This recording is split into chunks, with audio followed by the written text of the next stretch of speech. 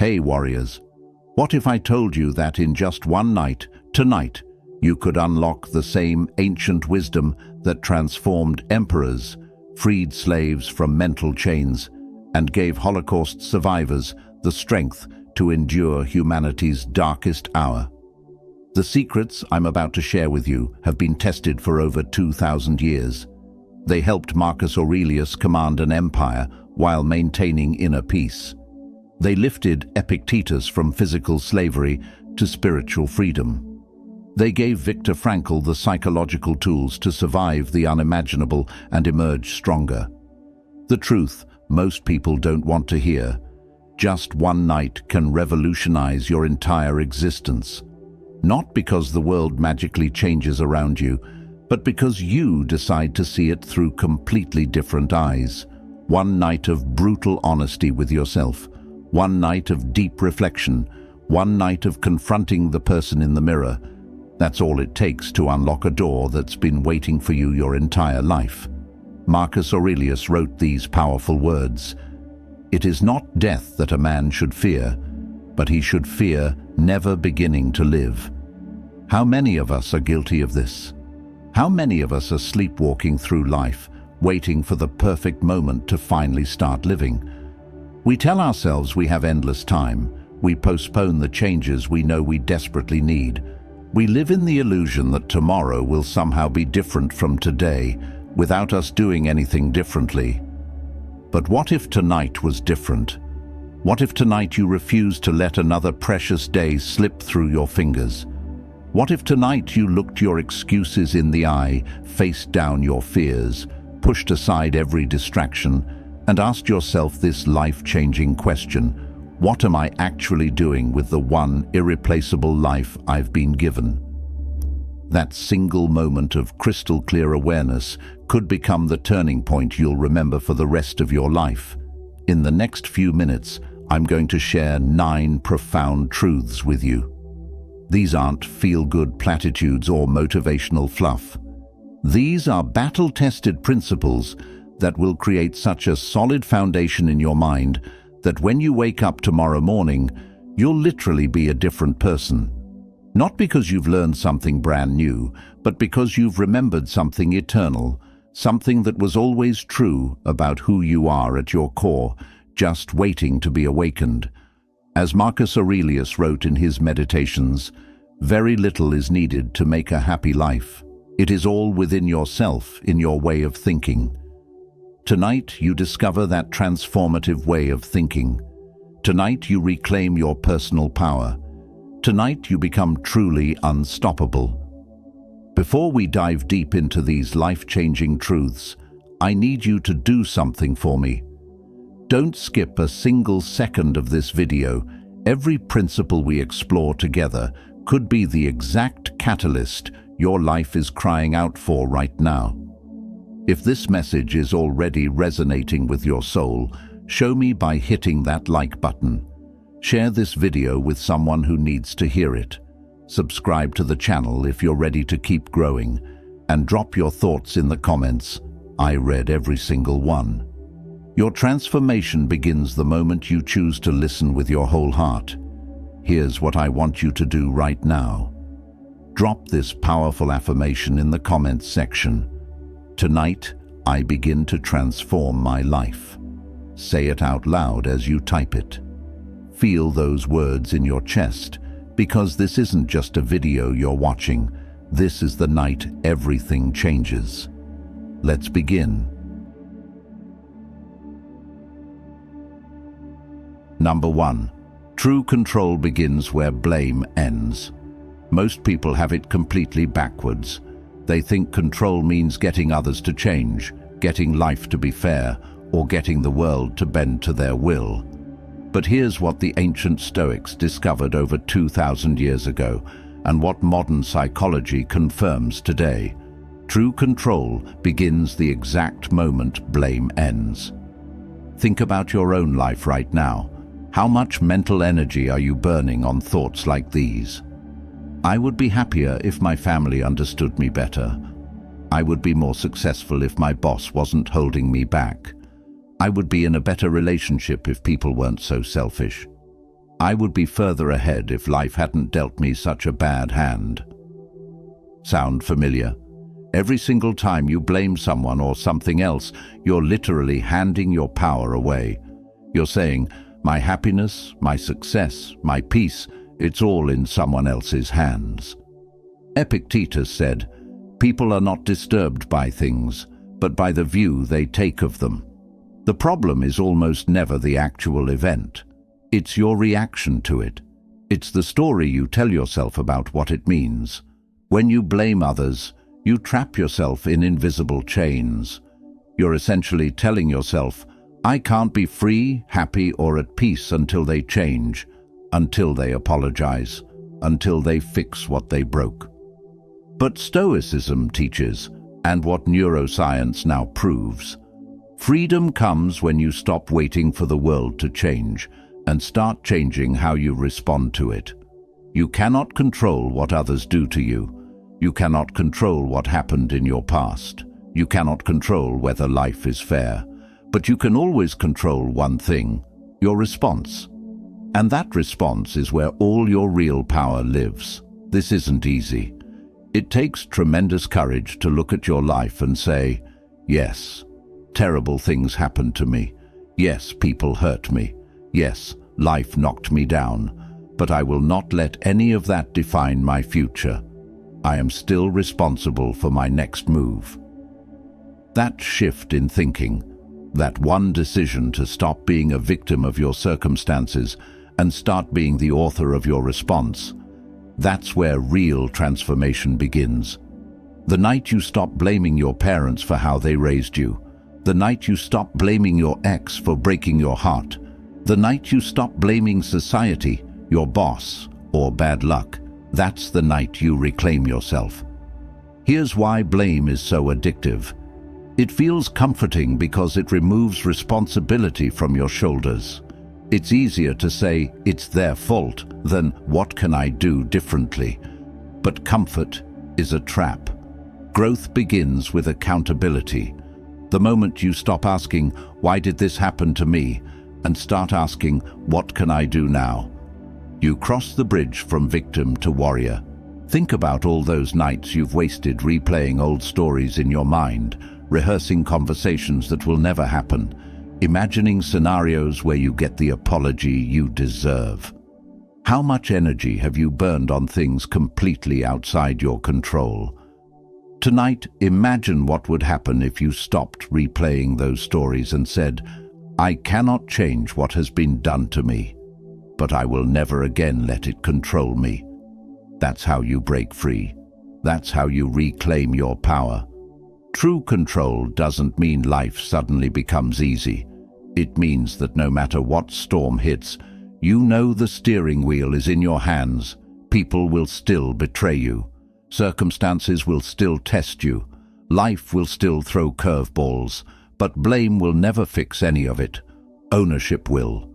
Marcus Aurelius wrote, if it is not right, do not do it. If it is not true, do not say it. Apply that standard to blame. If blaming someone doesn't move you forward, why keep feeding it energy? If pointing fingers doesn't solve your problems, why keep doing it? Tonight you can decide to rise above it. Tonight you can choose ownership over excuses. And when you make that choice, something incredible happens. Your entire energy shifts. Instead of being drained by resentment, you become fueled by resolve. Instead of waiting for others to change so you can be happy, you change yourself. Instead of being at the mercy of circumstances, you become the master of your response. That shift, though invisible to the world, is the birth of true power. It's the moment you stop being a leaf blown by every wind and become the tree that bends but never breaks. Stop blaming, stop pointing fingers, stop saying if only. Look in the mirror tonight and say these words: I am responsible for my growth. I am responsible for my peace. I am responsible for my future. That one decision, that one shift in thinking will make you absolutely unshakable. If this truth hit you where you needed it most, drop this powerful affirmation in the comments. I choose ownership, not blame. Say it as you type it, because tonight you take back control. Number 2. Peace doesn't come from escape. It comes from endurance. Right now, as you're watching this, millions of people are doing exactly what society taught them to do when life gets hard. They're running to Netflix to binge away their problems, running to social media to numb their minds, running to alcohol, to shopping, to anything that promises temporary relief from reality. But the ancient Stoics discovered, and what modern psychology confirms, you cannot run your way to peace. We live in the world's first civilization specifically designed around escape. Don't like how you feel? Here's a pill. Feeling anxious? Here's an app. Heartbroken? Here's a dating site. Stressed about work? Here's endless entertainment to distract you. But ask yourself this question. After all that escaping, all that numbing, all that running, are you more peaceful now than you were a year ago? The truth is that every time you choose escape over endurance, you're not solving your problems. You're making them stronger. You're not finding peace. You're postponing it. And that postponement is costing you everything. Seneca wrote, "A gem cannot be polished without friction, nor a man perfected without trials." Think about that. Every diamond was once just carbon under pressure. Every sword was once metal in fire. Every champion was once a beginner who refused to quit when things got difficult. You cannot refine your spirit by constantly seeking comfort. You cannot discover your true strength by avoiding every storm that life sends your way. The paradox our culture refuses to teach us. Peace is not found by escaping difficulty. It's forged in the fire of enduring it. Most people never realize. When you run from pain, you only stretch the distance between yourself and healing. It's like having a broken bone and refusing to let the doctor set it. The longer you avoid the temporary discomfort of treatment, the longer you'll suffer with permanent damage. But when you endure, when you face what hurts with courage instead of cowardice, something incredible happens. The pain loses its power over you. The Stoics understood this better than anyone. They didn't see suffering as something to be feared. They saw it as the greatest teacher you'll ever have. Every difficulty is a lesson written in fire, and only those who have the courage to endure can read its wisdom. But listen carefully.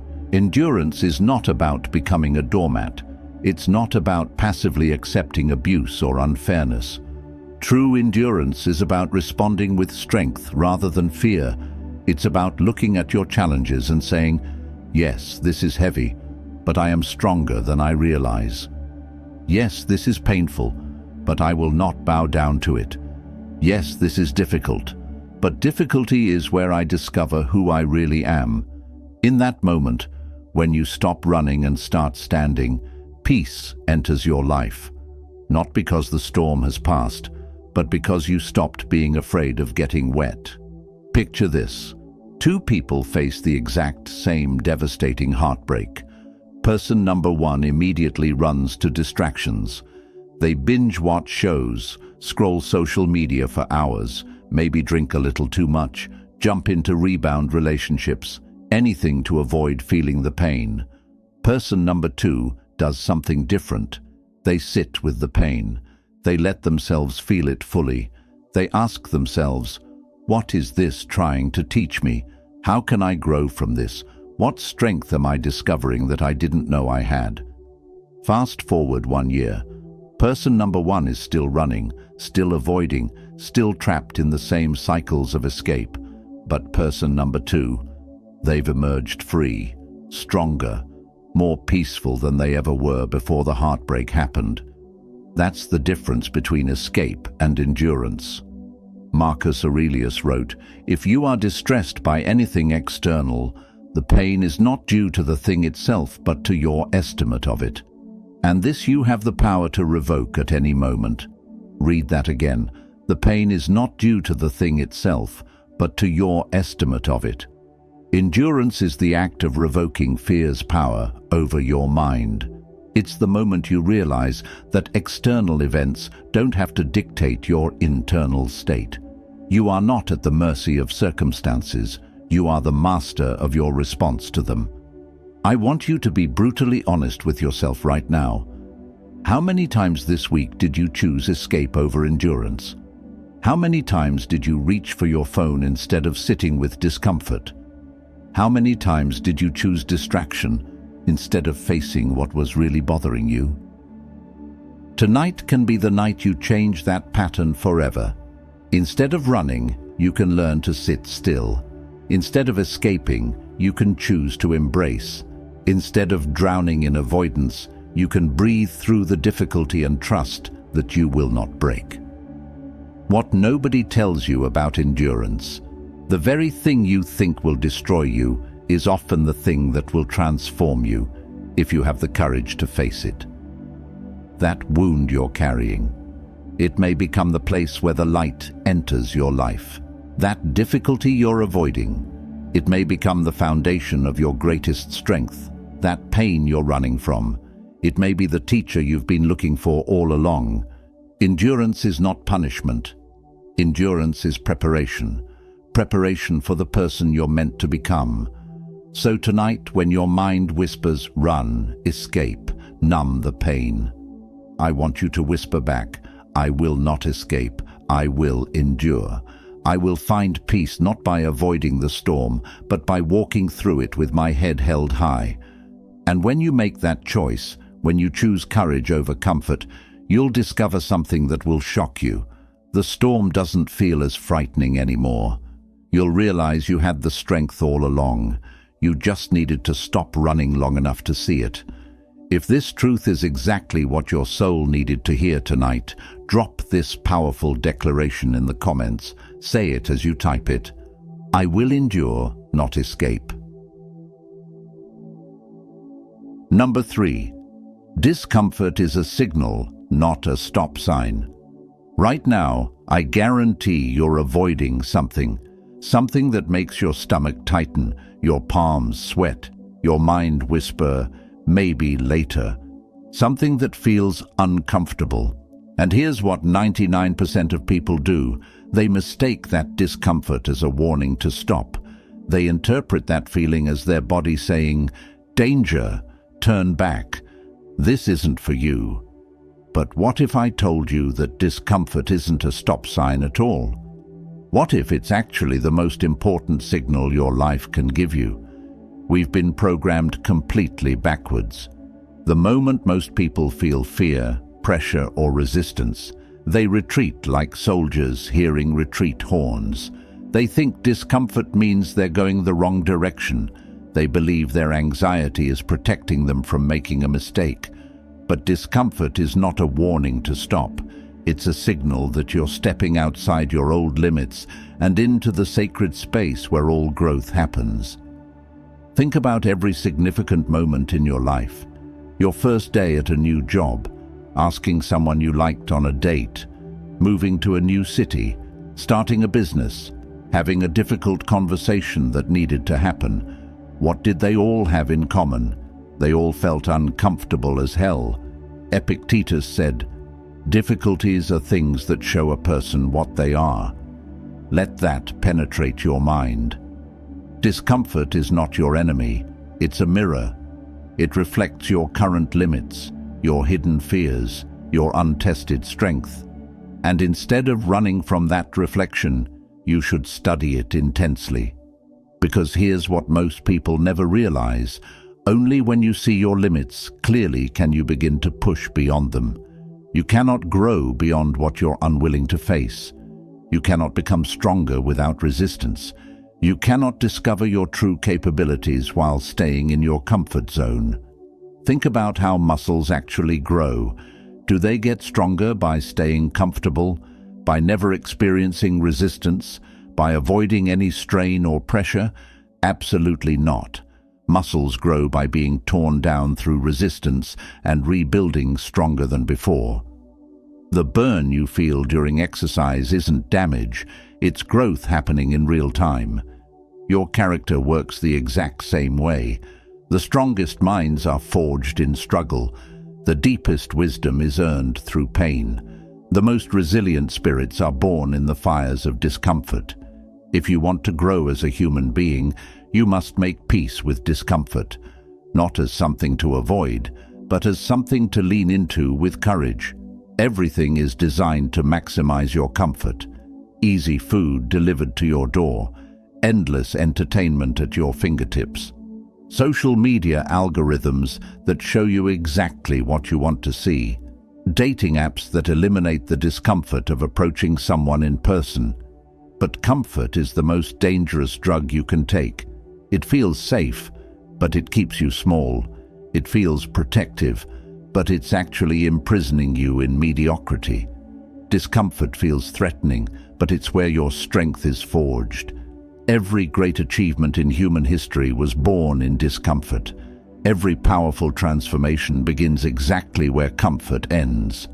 You cannot become extraordinary while demanding an ordinary level of comfort.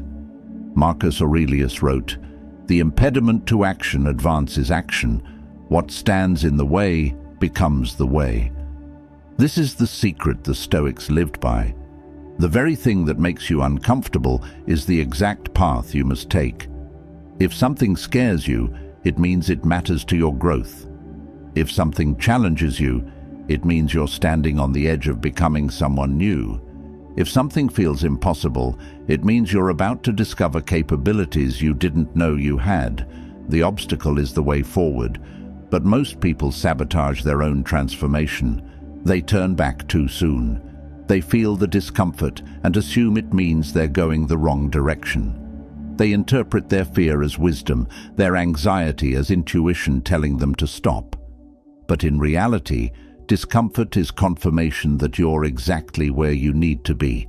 It's proof that you're alive, awake, and moving toward the person you're meant to become.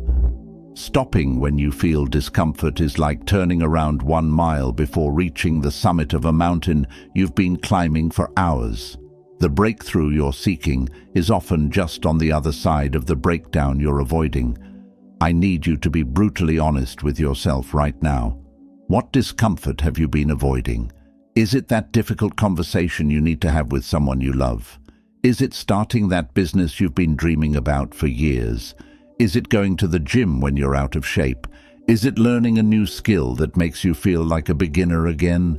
Is it setting boundaries with people who drain your energy?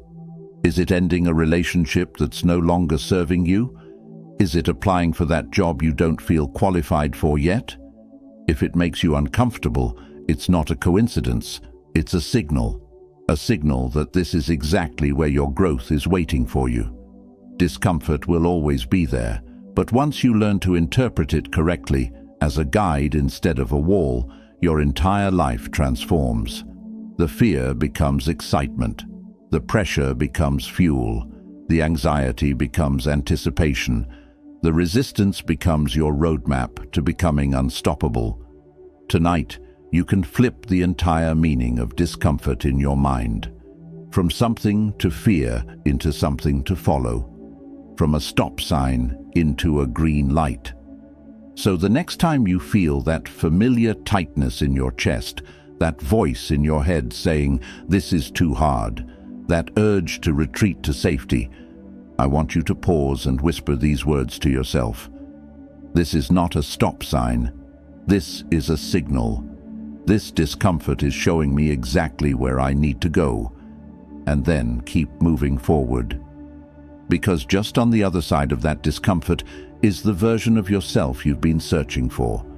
Just beyond that fear is the life you've been dreaming about. Just past that resistance is the breakthrough that will change everything. If this truth just gave you the permission you needed to finally face what you've been avoiding, drop this powerful declaration in the comments. Say it out loud as you type it. Discomfort is my signal for growth. Number 4, saying less is a sign of inner strength. Right now, at this very moment, millions of people are typing angry comments, having pointless arguments, desperately trying to get the last word in conversations that will be forgotten tomorrow. They think volume equals power. They believe the loudest voice wins. They're convinced that constantly defending, explaining, and proving themselves is a sign of strength. They couldn't be more wrong. We live in the loudest civilization in human history.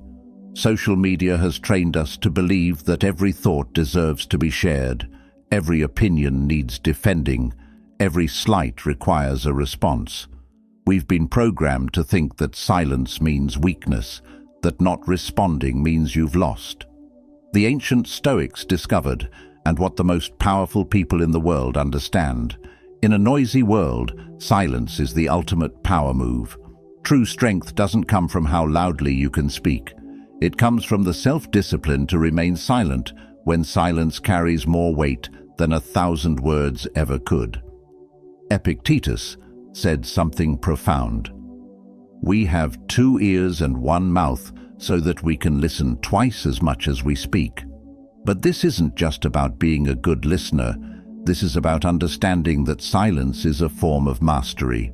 It's the ability to let your actions speak so loudly that you never need to argue, defend, or explain yourself to anyone.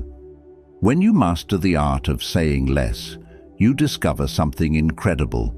You stop wasting precious energy trying to convince people who have already decided not to understand you. Think about it. How much mental energy have you burned this week, trying to prove points to people who weren't really listening? How much emotional fuel have you wasted on arguments that went nowhere?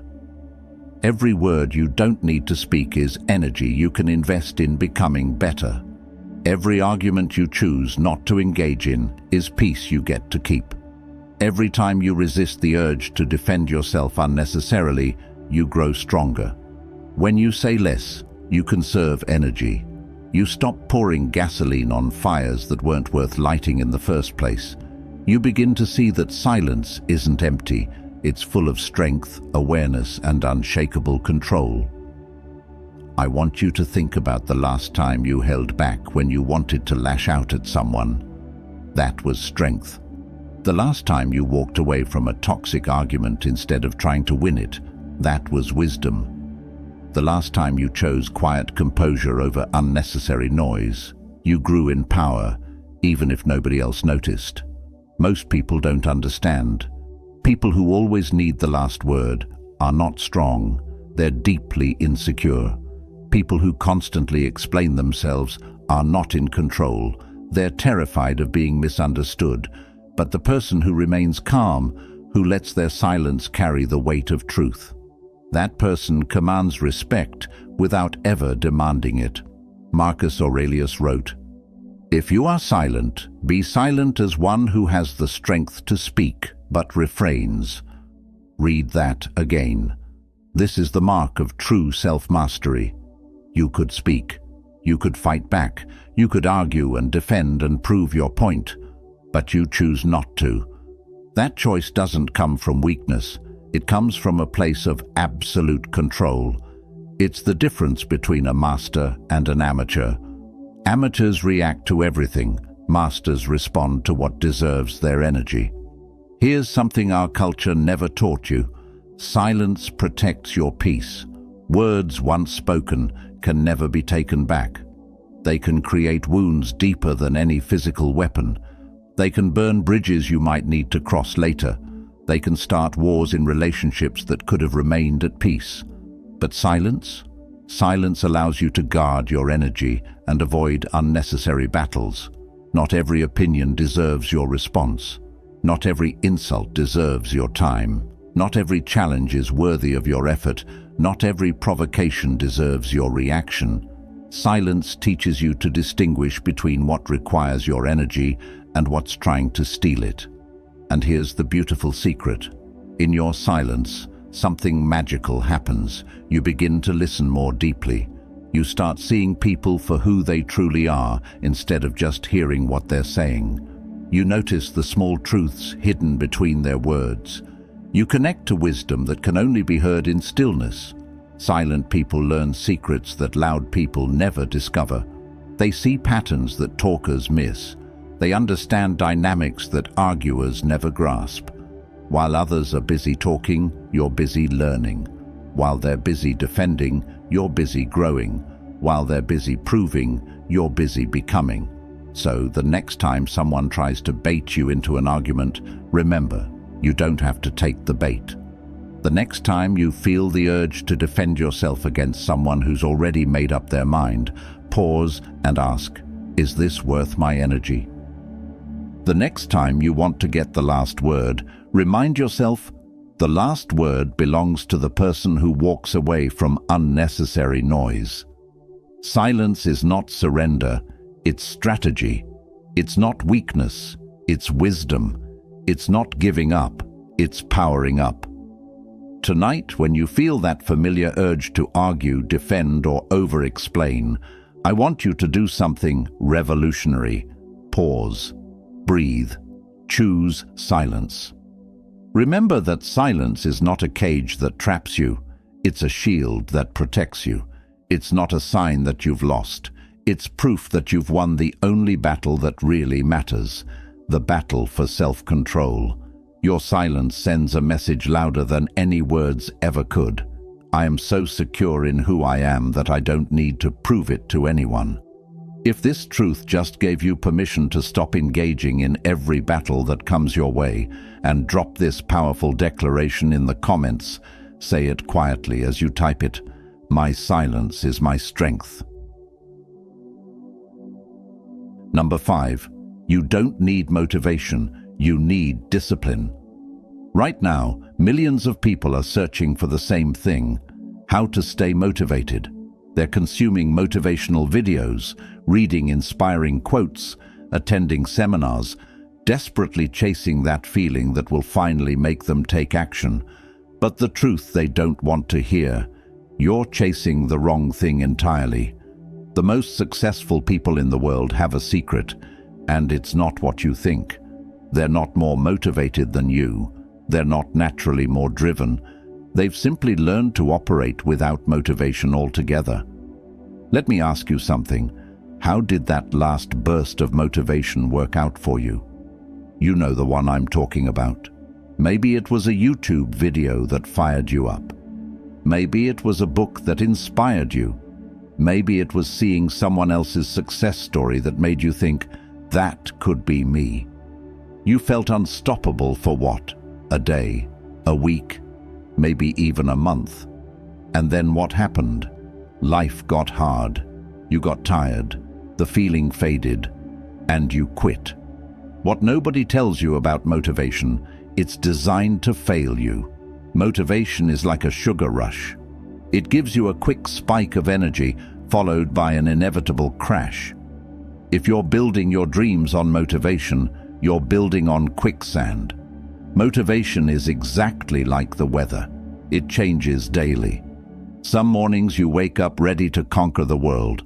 Your energy is high, your vision is clear, your determination is unshakable. Other mornings, you wake up with no drive, no inspiration, and no desire to do anything productive. If you only take action when you feel motivated, you're essentially saying, I'll only work toward my goals when the weather is perfect. But champions don't wait for perfect weather. Athletes don't train only when they feel like it. Writers don't sit down to write only when inspiration strikes. They show up because discipline demands it, not because motivation suggests it. Seneca wrote, luck is what happens when preparation meets opportunity. But here's the key. Preparation doesn't come from waiting to feel motivated. Preparation comes from disciplined action, repeated day after day, week after week, month after month, whether you feel like it or not.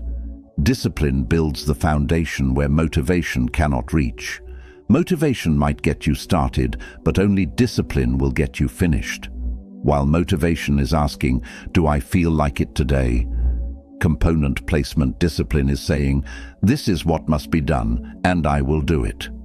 Marcus Aurelius wrote to himself in his private journal, at dawn, when you have trouble getting out of bed, tell yourself, I have to go to work, as a human being.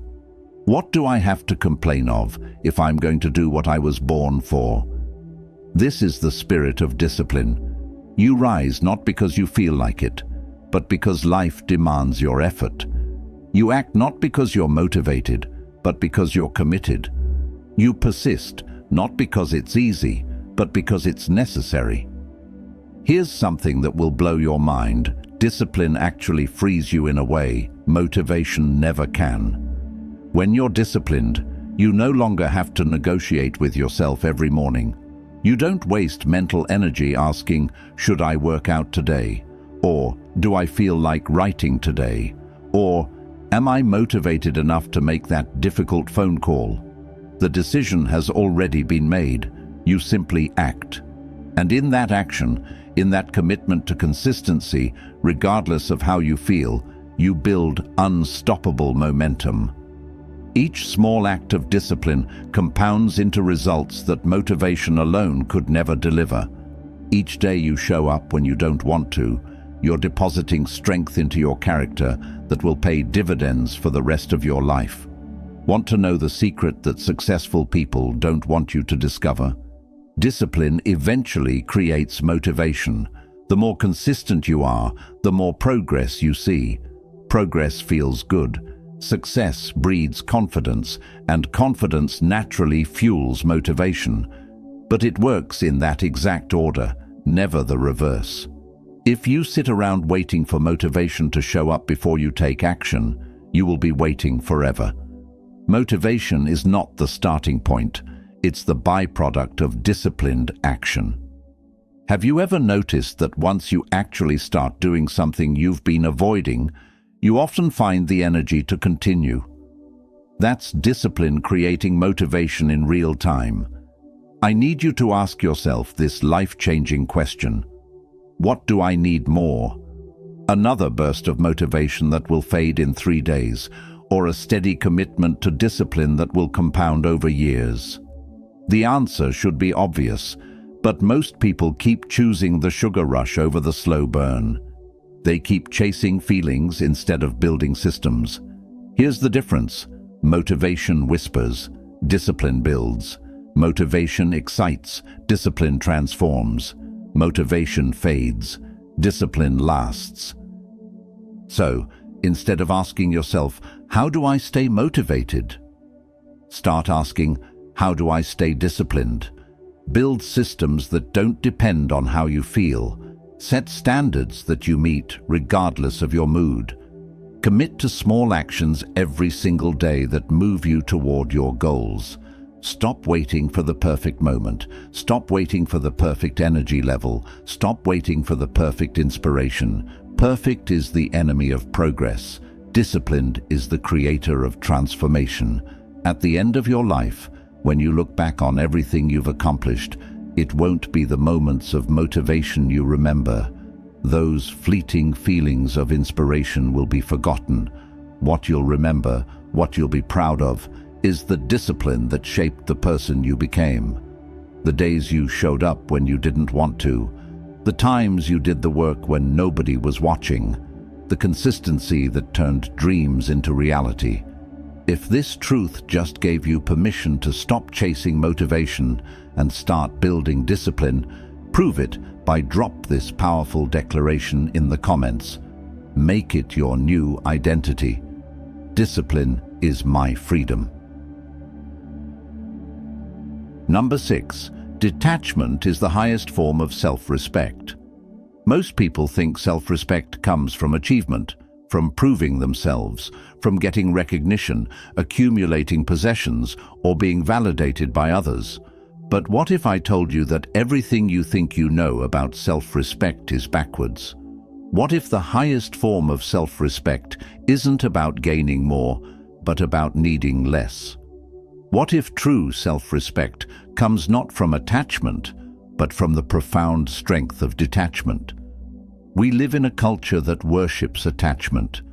We're taught to fight for every relationship, even the toxic ones, to hold on to every opportunity, even the ones that drain us, to cling to possessions, status symbols and achievements as if they define our worth. But here's what nobody tells you. Every time you cling to something that doesn't serve you, every time you stay in situations that diminish you, you're not showing loyalty. You're showing a lack of self-respect. Real self-respect is quieter than what our culture celebrates. It's deeper than what social media rewards. And it's far more powerful than what most people will ever understand. Real self-respect comes from detachment, the inner strength to walk away from anything that no longer serves your highest good. The ancient Stoics practiced detachment not out of coldness, but out of profound strength. They understood something that modern psychology is just beginning to rediscover. Epictetus wrote, "Wealth consists not in having great possessions, but in having few wants." Detachment means refusing to be enslaved by things that break, by people who drain your spirit, by situations that slowly kill your joy, by opinions that make you question your worth. It's the ultimate freedom to say, "I don't need this to define me. I am enough without it. I am complete, exactly as I am." When you are attached, truly attached, you become a prisoner. You cling to relationships that hurt you more than heal you. You cling to jobs that drain your soul for paychecks that barely pay your bills. You cling to opinions about yourself that were never true to begin with. You stay out of fear. Fear of being alone. Fear of starting over. Fear of being misunderstood. Fear of discovering who you are when everything familiar is stripped away. But detachment breaks those invisible chains. It teaches you the most liberating truth you'll ever learn. You are whole, even if everything around you falls apart. Your worth is not determined by what you hold on to. It's revealed by what you're strong enough to release. Now, let me be crystal clear about something. Detachment does not mean you stop caring. This isn't about becoming cold, emotionless, or indifferent to the world around you. That's not strength. That's numbness. Detachment means you stop depending. There's a massive difference. You love, but you don't cling. You give generously, but you don't lose yourself in the giving. You show up fully for people and situations, but you remain internally free. This is why detachment is the highest form of self-respect. It says, "I value myself enough to never let anything or anyone own my peace, my worth, or my identity." Marcus Aurelius reminded himself, "You could leave life right now. Let that determine what you do and say and think." This isn't morbid thinking, this is clarity. Detachment is rooted in this profound awareness. Everything is temporary, life is temporary. The possessions you're accumulating, temporary. The status you're chasing, temporary. Even the people around you, as much as you love them, your time with them is temporary. So why tie your entire sense of worth to things that can vanish tomorrow? Why give your peace to circumstances you cannot control? When you truly understand impermanence, attachment becomes impossible, and in that impossibility, you discover unshakable inner strength. Detachment brings razor-sharp clarity. It helps you see which relationships are genuine connections and which are emotional chains. It shows you where you've been hemorrhaging energy, giving too much of yourself to people and situations that give nothing back. It reveals the difference between love and dependency, between commitment and bondage, between caring and clinging. When you're attached, everything is filtered through need. I need them to like me. I need this job to define me. I need these possessions to feel successful. When you're detached, everything is filtered through choice. I choose to love freely. I choose to work with purpose. I choose what adds value to my life. The first is desperation. The second is power. Imagine this moment. Picture yourself standing in front of everything that once controlled you. Your fears, your insecurities, your desperate need for approval, your attachment to outcomes, your clinging to people who don't appreciate your presence. And imagine saying these words with complete conviction. You no longer own me. My peace is not for sale. My worth is not up for negotiation. I am free. That's the moment you step into true self-respect. Because the person who is free from needing external validation is the person who has discovered internal wealth that can never be stolen. So tonight, I need you to reflect honestly. Where have you been clinging? What are you holding on to that's breaking you instead of building you? Are you staying in relationships that drain you because you're afraid of being alone? Are you keeping jobs that kill your spirit because you're afraid of financial uncertainty? Are you holding on to grudges because you're afraid of letting people get away with hurting you? Can you love without needing to possess? Can you walk away from situations that don't serve you without losing your dignity? Can you let go, not out of bitterness or resentment, but out of genuine strength and self-respect? If you can learn to detach with love instead of clinging with fear, you will discover a level of peace that no external attachment could ever provide. You'll stop needing others to change for you to be happy. You'll stop requiring perfect circumstances to feel content. You'll stop depending on outcomes to determine your worth. The moment you truly detach, you finally return to yourself. You remember who you were before the world taught you that your value depended on what you could accumulate, achieve, or control. If this truth is calling you to examine what you've been clinging to, drop this powerful declaration in the comments. Make it your new relationship with attachment. Detachment is my self-respect. Number 7, your mind is a garden. Protect what you plant. Right now, as you're watching this, there's a garden growing inside your mind. And here's what 99% of people don't realize. Everything you feed it grows. Every thought you water takes root. Every idea you nurture becomes part of who you are. The tragedy is that most people have turned their mental gardens into wastelands, overgrown with negativity, choked by comparison, strangled by fear and self-doubt. But if you want to transform your life, you must become the fiercest guardian of what you plant in your mind. Your mind is the most sacred place you will ever own. It's more valuable than any property you could purchase, more precious than any possession you could accumulate. This isn't just motivational talk, this is neuroscience. This is psychology. This is the fundamental truth that separates those who thrive from those who merely survive. Marcus Aurelius wrote, "The things you think about determine the quality of your mind. Your soul takes on the color of your thoughts. Your inner world doesn't just influence your outer reality, it creates it. If your mental garden is filled with toxic thoughts, your life will reflect that toxicity. But if you deliberately cultivate your mind with wisdom, discipline, and peace, your life will flourish regardless of what storms hit." Here's something most people never consider. Every single day, seeds are being planted in your mind. What you watch on Netflix before bed, those are seeds. The podcasts you listen to during your commute, seeds. The social media feeds you scroll through, seeds.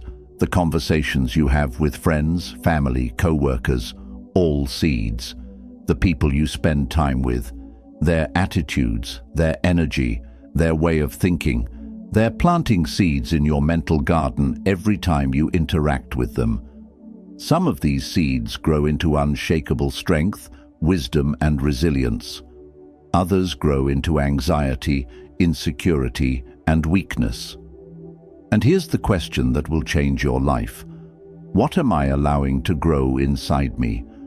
Most people never ask this question. They consume whatever's put in front of them, spend time with whoever's available, and wonder why they feel stuck, anxious, or unfulfilled.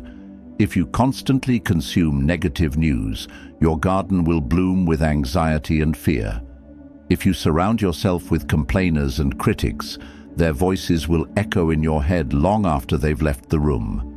If you let fear-based thinking dominate your mental space, it will choke out every seed of courage before it has a chance to sprout.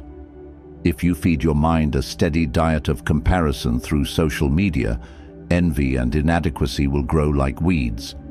But if you choose wisely, if you deliberately plant seeds of gratitude, wisdom, self-control, and resilience, your mental garden becomes an unshakable refuge, no matter what chaos surrounds you.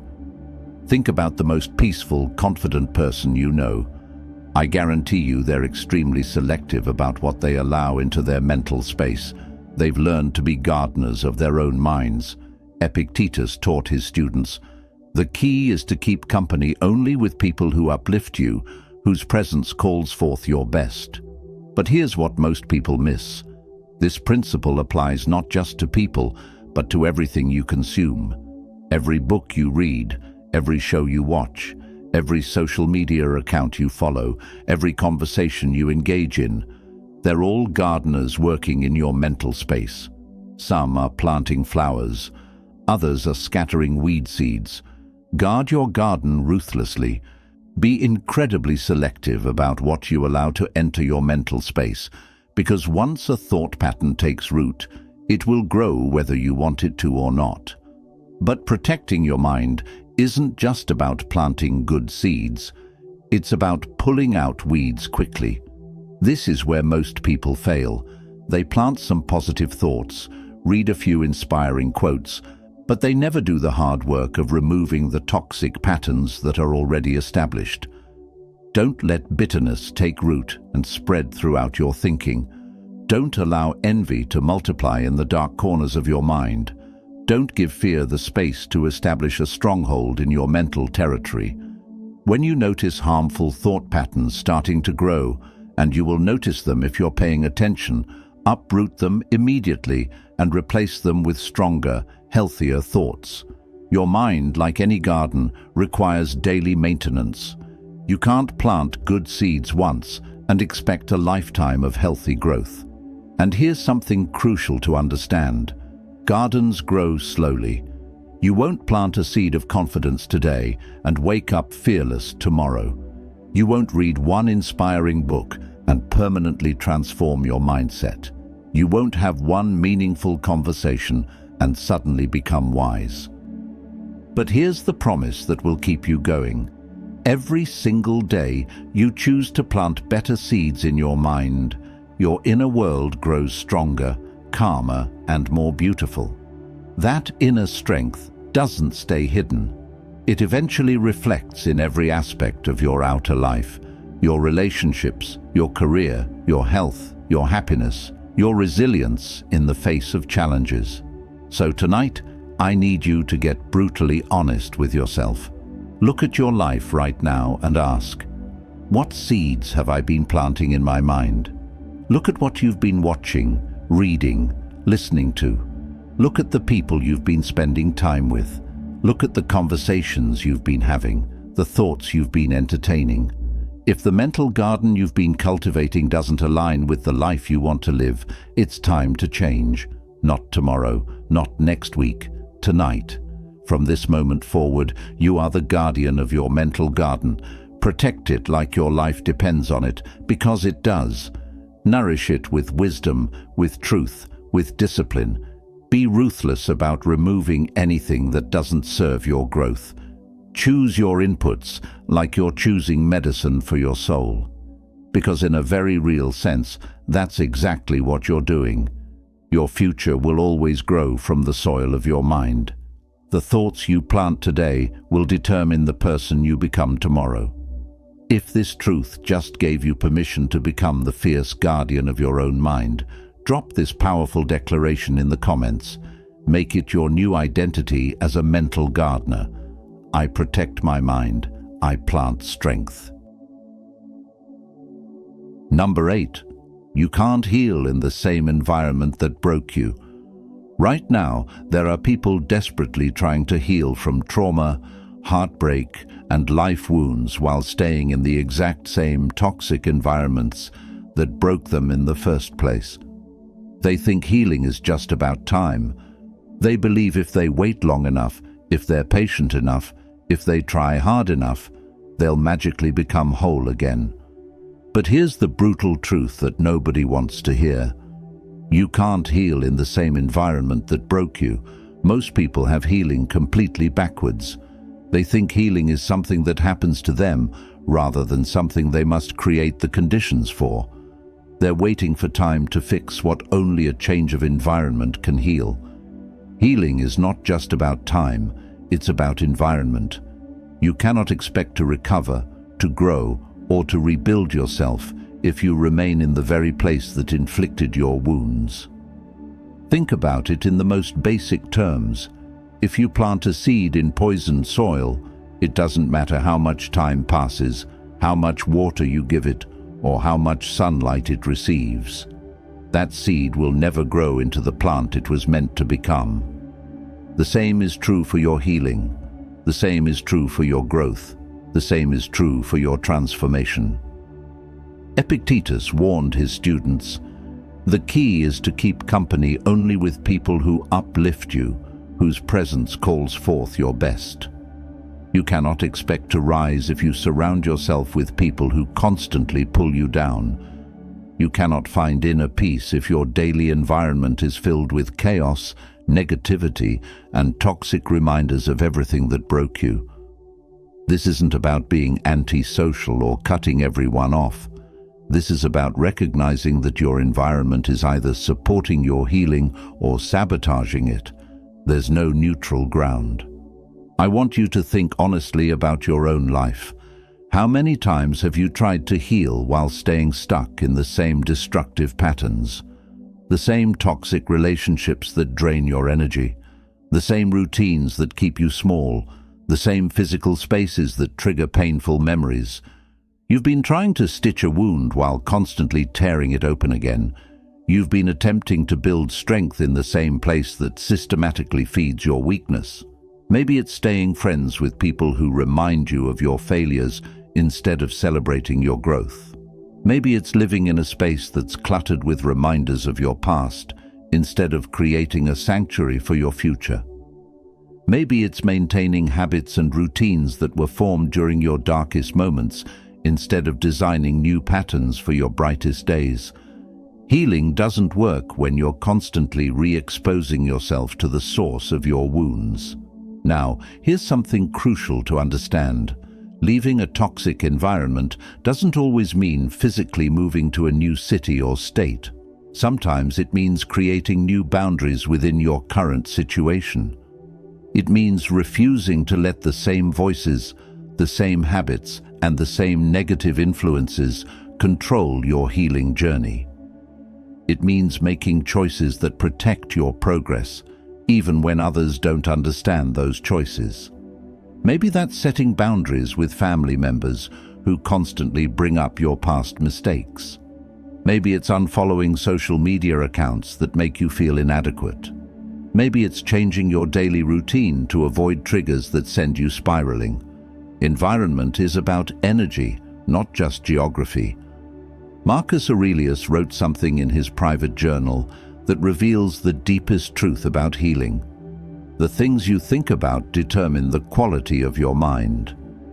If your current environment constantly fills your mind with pain, distraction, or negative noise, you will remain trapped in mental cycles that keep you broken. Your external environment directly impacts your internal environment. If you're surrounded by chaos, your mind becomes chaotic. If you're surrounded by negativity, your thoughts become negative. If you're surrounded by people who don't believe in your growth, you'll start doubting your own transformation. But when you deliberately create an environment of growth, peaceful spaces, healthy relationships, disciplined routines, you give yourself the sacred space needed to heal and transform. Here's what our culture gets wrong about healing. Walking away is sometimes the most powerful form of self-care. It's not weakness. It's not running away from your problems.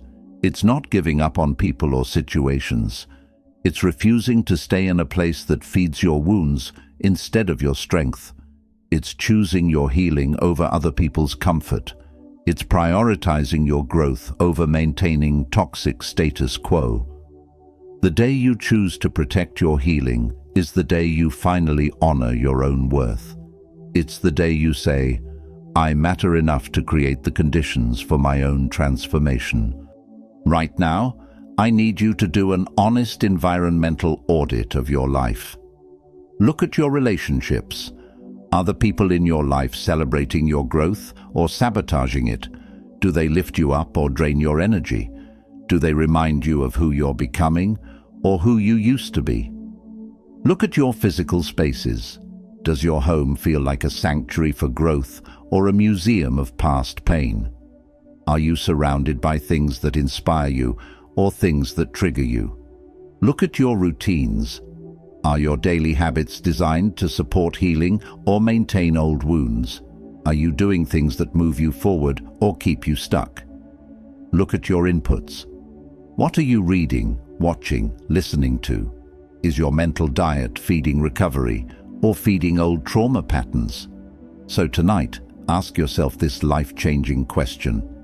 Am I trying to heal in the same environment that broke me? Be brutally honest. Don't make excuses. Don't rationalize why you're staying in situations that hurt you. If the answer is yes, if you're trying to grow while staying rooted in toxic soil, it may be time to change. Not tomorrow, not next week, not when it's convenient for everyone else. Now, because healing doesn't happen by accident. It happens when you courageously give yourself the environment and the space to grow into who you're meant to become. Creating a healing environment means surrounding yourself with people who see your potential, not just your past. Designing spaces that feel peaceful and inspiring rather than chaotic and triggering. Establishing routines that support your new identity instead of reinforcing old patterns. Consuming content that feeds your growth rather than your wounds. Number 9. Every moment is a choice between power or pain. Our final truth is going to reveal the most important choice you'll ever make over and over again. Every single moment of your life offers you two paths, power or pain. Not physical pain, but the unnecessary suffering you create when you let emotions, impulses, and external chaos control you. Most people don't even realize they're making this choice, but you're about to become one of the few who does. The Stoics believed that while you cannot always control what happens to you, you can always control how you respond. That response is your choice, power or pain. Marcus Aurelius wrote something that changes everything. You have power over your mind, not outside events. Realize this, and you will find strength. When someone insults you, you always have two choices. You can choose pain, react with anger, hold resentment, and replay their words over and over in your mind. Or you can choose power, stay silent, show restraint, and protect your inner peace that no one can touch. The same is true when life throws difficulties your way.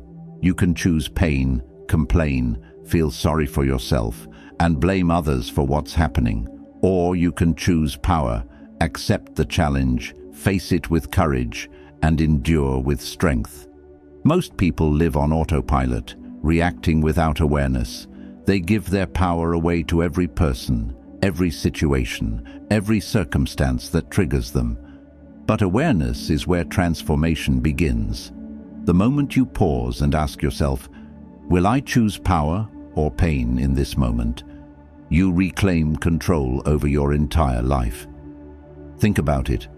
Every time you reacted with anger and later regretted it, that was pain. Every time you held your ground, stayed calm, and protected your peace, that was power. The difference is always in the choice you made. The Stoics didn't deny emotions. They understood that emotions are natural, but they taught something revolutionary. Emotions must not be your master. Epictetus said, "It's not what happens to you, but how you react to it that matters." Every reaction is a chance to turn pain into power. Every challenge is a test of your discipline. Every insult is an opportunity to rise above. You cannot avoid difficulty, but you can choose how to meet it. And in that choice, you either weaken yourself with unnecessary pain or strengthen yourself with timeless power. So tonight, and every moment going forward, remind yourself, every moment is a choice. Don't give your peace away cheaply. Don't let small things own your mind. Choose power, not because it's easy, but because it's the only way to live with strength and dignity. One night is all it takes. One night of honesty, one night of courage, one night where you decide to stop living on autopilot and start living with awareness. The Stoics remind us that transformation is not a distant goal. It begins the moment you choose it. Tonight could be that moment for you. We began with the truth that control begins when blame ends, that peace is not found in escape but in endurance, that discomfort is not your enemy but your signal for growth. We saw that silence carries strength, that discipline outlasts motivation, that detachment honors your worth. We understood that your mind is a garden, your environment shapes your healing, and every moment you live is a choice between power or pain. This is not abstract wisdom. This is life itself. And tonight, you hold the key to change.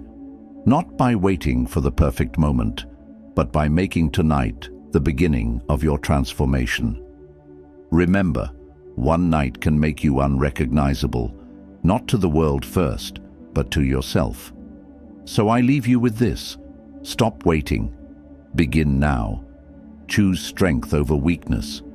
Choose awareness over distraction. Choose power over pain.